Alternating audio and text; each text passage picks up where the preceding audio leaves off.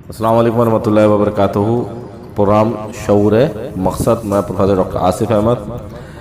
पिछले हमारे डिस्कशन में हमने ये बातें की थी कि शैतान ने 7 बड़ी भयानक बुनियादी गलतियां की थी और उन गलतियों का मादा जिस इंसान में भी होता है तो शैतान उस पर अटैक करता है।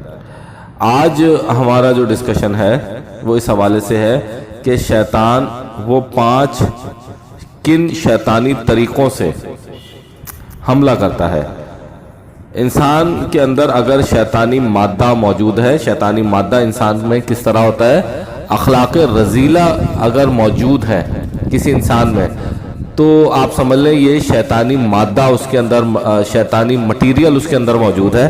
और ख़ास तौर पे जो 7 फंडामेंटल बुनियादी शैतानी मटीरियल्स हैं जो शैतान ने ख़ुद भी प्रैक्टिस किए थे, मैं क्विकली रिमाइंड करा दूं। जाह परस्ती, गुस्सा, तंज, तकब्बुर, इनकार, बहस और इसके लिए आप वो पिछला वाला व्लॉग देख सकते हैं। तो अगर ये 7 अखलाक रजीला मौजूद है एज अ शैतानी मटीरियल, और इसके अलावा भी बहुत सारे होते हैं जो अभी हमारे ज़ेर बहस नहीं है, झूठ है, रियाकारी है, रिश्वत है, हराम खाना है। तो ये जो शैतानी मटीरियल जिसके अंदर मौजूद होता है तो शैतान उसकी तरफ अट्रैक्ट होता है और उसके ऊपर 5 तरीक़ों से हमला करता है। 5 तरीक़ों से हमला करता है। वो 5 तरीक़े क्या हैं ये आज मैं आपके साथ डिस्कस करने जा रहा हूँ। शैतान का जो पहला जो तरीक़ा है वो कहलाता है सब्र। ये स्वाद से सब्र नहीं है, सब्र पेशेंस नहीं है, बल्कि ये से है, से बेर सब्र। ये वो तरीक़ेकार है जिसमें शैतान इंसानों के ऊपर पड़ने वाले मसाइब का वावेला करता है उसके कल्ब में जाके और इंसानों की क़ुव्वत बर्दाश्त को तबाह कर देता है। ये इसका पहला तरीक़ेकार है।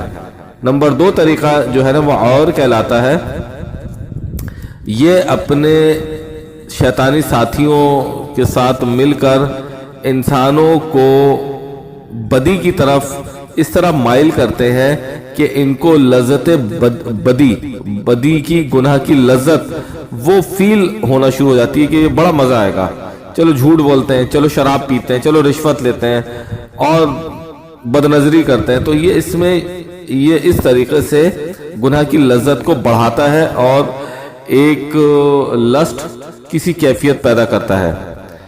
और तीसरा जो तरीका है वो मुसव्वत कहलाता है। ये इंसान को झूठ के फ़वाइद इसके ज़रिए बताते हैं कि झूठ बोलने का ये फ़ायदा है, झूठ बोलने का ये फ़ायदा है, चलो जी झूठ बोलेंगे तो ये काम सीधा हो जाएगा, चलो झूठ बोलेंगे तो ये काम से हम बच जाएंगे, वगैरह वगैरह। चौथा तरीका दासिम कहलाता है। ये दूसरे लोगों के ऐबों को दिखाते हैं, देखो इसके अंदर ये खराबी, इसके अंदर ये खराबी, इसके अंदर ये खराबी है, इसके अंदर ये, और दर हकीकत ये लोगों को ऐब दिखाकर इंसान को ये यकीन दिलाते हैं कि तेरे अंदर ये ऐब मौजूद नहीं है और तू इनसे ज़्यादा आला और अरफा है। और जब ये इंसान के अंदर ये चीज़ पैदा हो जाती है तो वो जाँ परस्ती में खुद ही मुब्तला हो जाता है कि जी मैं तो ताकतवर हूँ, और वो सामने वाले का ऐब देखकर उस पर तर्ज करना शुरू करता है। यानी सारे डॉट्स इंटरकनेक्टेड हैं। और जो 5वां तरीका है वो ज़क्यूर कहलाता है। ये इंसानों को बददियानती यानी बददियानती खयानत के फ़वाइद बताते हैं, खूबियाँ बताते हैं, और ये इंसान को तरह तरह की खयानत की तरफ मुतवज्जे करते हैं।